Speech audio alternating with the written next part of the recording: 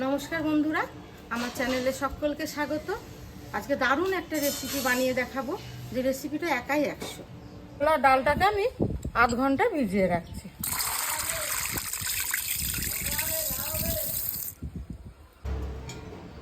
কচুগুলোকে কেটে নিচ্ছি।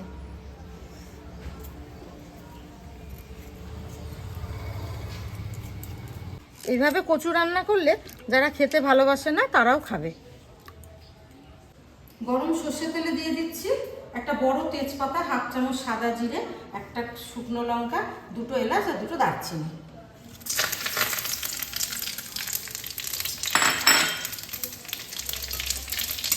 ফোড়ন থেকে একটা খুব সুন্দর গন্ধ আসছে। এবার আমি দিয়ে দিচ্ছি দুটো ছোট মিডিয়াম সাইজের পেঁয়াজ কুচানো,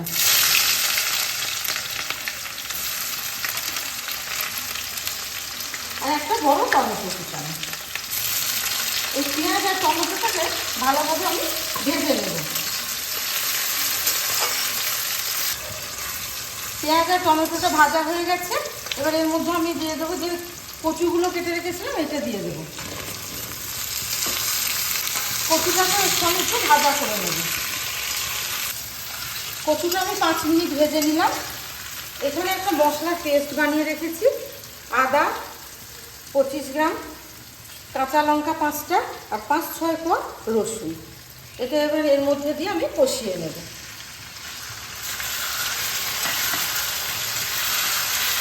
দিয়ে দেবো এবার স্বাদ মতো লবণ।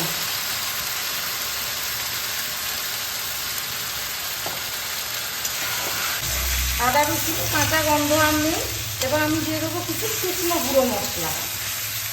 এখানে আছে 1 চামচ ধনে গুঁড়ো, হাফ চামচ হলুদ, হাফ চামচ কাশ্মীরি লঙ্কার গুঁড়ো, হাফ চামচ শুকনো লঙ্কার গুঁড়ো, হাফ চামচ জিরে। মশলাগুলো যাতে জ্বলে না যায় আমি অল্প পরিমাণ জল দিয়ে দিই। এবার ভালোভাবে শুকনো মশলাগুলো কচুর সঙ্গে কষিয়ে নেব। শুকনো মশলাটা ভালোভাবে কষানো হয়ে গেছে। এবার আমি এখানে ছোলার ডাল ভিজিয়ে রেখেছি, এটা এর মধ্যে দিয়ে দেবো। ছোলার ডাল এভাবে ভিজিয়ে রাখলে খুব কম সময়ে রেসিপিটা রান্না হয়ে যাবে।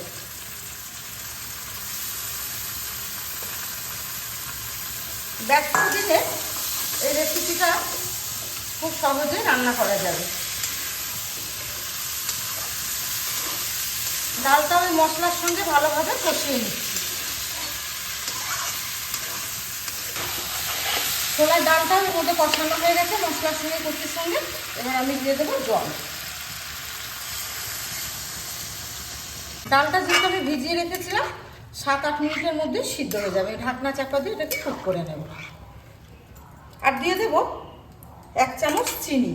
ছোলার ডালে চিনি দিলে স্বাদটা খুব ভালো লাগে।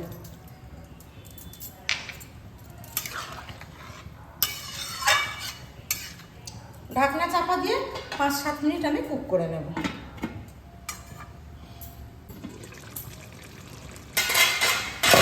দেখুন বন্ধুরা, রান্নাটা প্রায় শেষের দিকে। কচু সিদ্ধ হয়ে গেছে, ডালটাও সিদ্ধ হয়ে গেছে খুব সুন্দরভাবে। এবার আমি দেবো ওর মধ্যে ভেজে রাখা একটা মশলা, জিরে, মৌরি আর তেজপাতা দিয়ে একটা মশলা তৈরি করে রেখেছি। এটা উপর থেকে দিয়ে দেবো, তরকারির স্বাদটা আরও দ্বিগুণ হয়ে যাবে।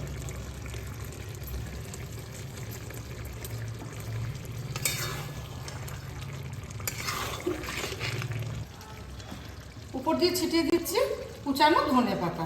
দেখুন বন্ধুরা, তরকারিটা কতটা লোভনীয় লাগছে। একবার হলেও এই রেসিপিটা বাড়িতে তৈরি করে খাবেন, আর কমেন্টে জানাবেন, প্রচুর প্রচুর শেয়ার করবেন, আর এই চ্যানেলটিতে সাবস্ক্রাইব করে আমাদের পাশে থাকবেন। আবার দেখা হবে নেক্সট ভিডিওতে।